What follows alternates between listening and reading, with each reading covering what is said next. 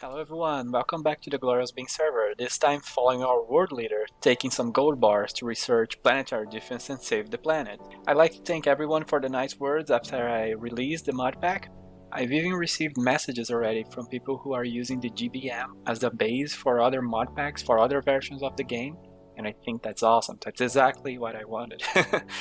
Although today we have a minor update with minor updates in it, I still think it's important.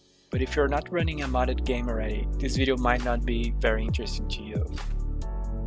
First things first, when I made the Modpack release video, I had just added a reset skills command mod by Cuz It's Johnny to the Modpack, and I forgot to include it on the previous video. So here it is. I want to show you how it works. You can configure it, rebalance it by editing the mod file, and you can set how many times your players can reset their skills.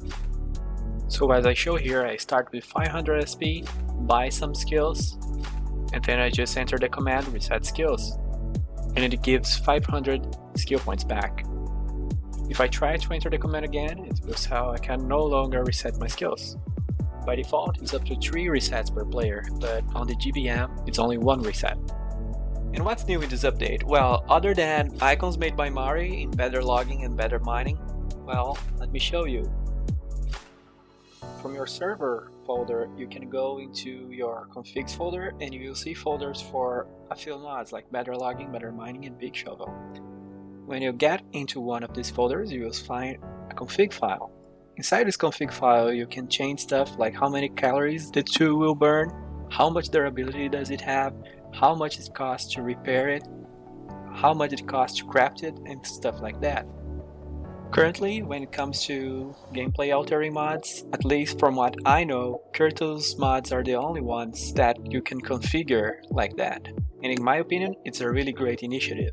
And I also know other modders like Memph and Chronox who have plans to make mods easily configurable through the Asphalt mod kit that they are developing. But we are currently discussing what would be the best practice, where would be the better place to store config files so it is easy for players to edit, to install and uninstall mods, and also easy for hosting companies to give permissions for players to do things that they want to do, and that it's also compatible to any future changes of mod management beside Eco. But there is no reason to worry about it too much at this stage. However, from my experience, it's so much better, so much more elegant, and really easier for new players when all files regarding configuration and customizing of mods are located in the same place.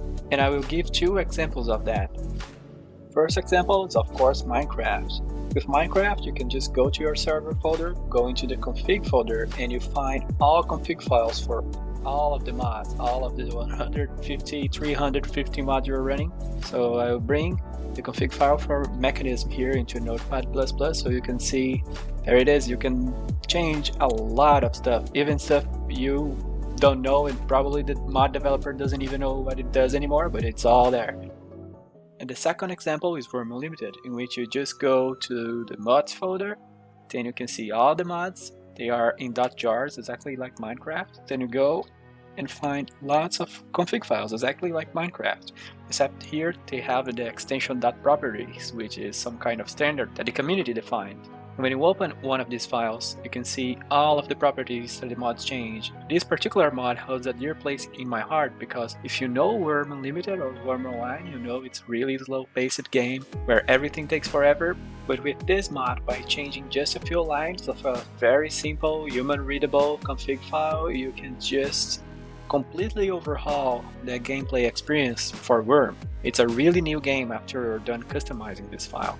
So that's why I think discussing about config files and how to make mods configurable, how to make it easy for modders, how to make it easy for players is really important. Because once you have a standard, then all you have to care about is making cool mods. You don't have to care about where you're going to put what anymore. And this is it for this video. I hope I didn't bore you, but my intention with the Modpack is to configure it my way, the way I like it, the way my players like it, and publish it, but leave it in a way that other people can still edit and make it their own.